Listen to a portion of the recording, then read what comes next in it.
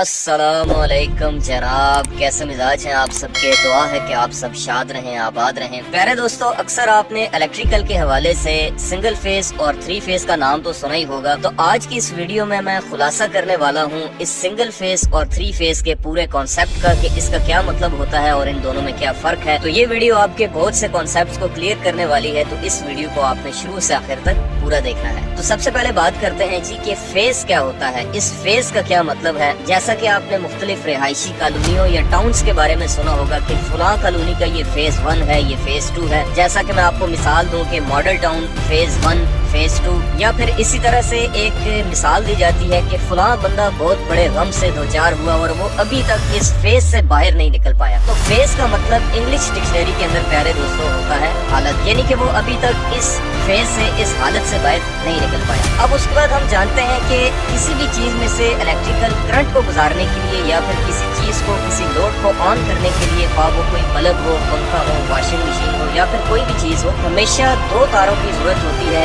एक को कहते हैं हम फेज वायर, लाइव वायर, या फिर देसी जुबान में लोग उसको गर्म तार भी कहते हैं। और इसी तरह से दूसरी जो तार होती है जो कि ब्लैक कलर में होती है, उसको हम न्यूट्रल या फिर लोग ठंडी तार का नाम भी देते हैं। तो ये जो फेज वायर या फिर लाइव वायर होती है, इसको फेज कहने की वजह यही होती है दोस्तों कि इसमें से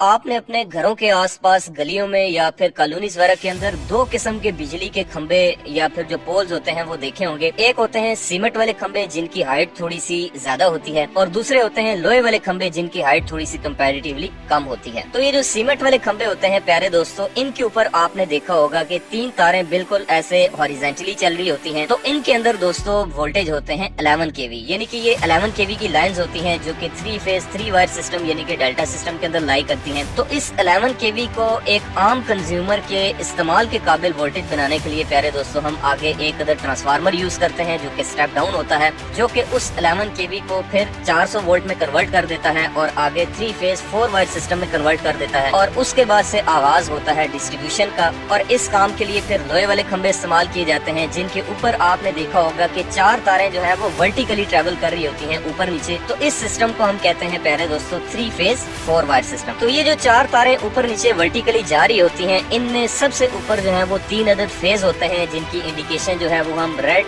येलो और ब्लू फेज के अंदर करते हैं। और सबसे नीचे वाली जो तार होती है वो न्यूट्रल होती है। इसके अलावा बाद रिहायशी इलाकों के अंदर या कॉलोनीज के अंदर एक 5वीं तार भी एक्स्ट्रा डाली जाती है जो कि स्ट्रीट लाइटिंग के पर्पस के लिए होती है, उनको सप्लाई देने के लिए होती है। तो प्यारे दोस्तों, जितने भी 3 फेज कंज्यूमर्स होते हैं उनको डायरेक्टली इन्हीं 4 तारों की मदद से एक 4 कोर केबल के जरिए 3 फेज मीटर लगाकर जो है वो उनको बिजली का कनेक्शन दिया जाता है। लेकिन जो सिंगल फेज कस्टमर्स होते हैं उनके लिए सिर्फ एक फेज और एक न्यूट्रल जो है वो आगे पहुंचाई जाती है और उनको सिंगल फेज मीटर के जरिए जो है वो फीड अप किया जाता है, जिनकी तरतीब कुछ इस तरह से होती है कि सबसे ऊपर वाला मिसाल के तौर पर रेड फेज ले लिया जाता है और उसके साथ न्यूट्रल कॉमन करके लेके ये जो 2 तारें हैं ये स्ट्रीट नंबर 1 के अंदर दे दी गई। इसके बाद जो नीचे वाला फेज है जो कि येलो फेज है उसको न्यूट्रल के साथ कॉमन करके स्ट्रीट नंबर 2 के अंदर जो है वो आपने पहुंचा दिया। और इसी तरह से जो सबसे नीचे वाला फेज है उसके साथ भी न्यूट्रल जो है वो सबके साथ कॉमन होती है। तो ये न्यूट्रल के साथ जो है वो स्ट्रीट नंबर 3 के अंदर चला जाएगा। तो प्यारे दोस्तों,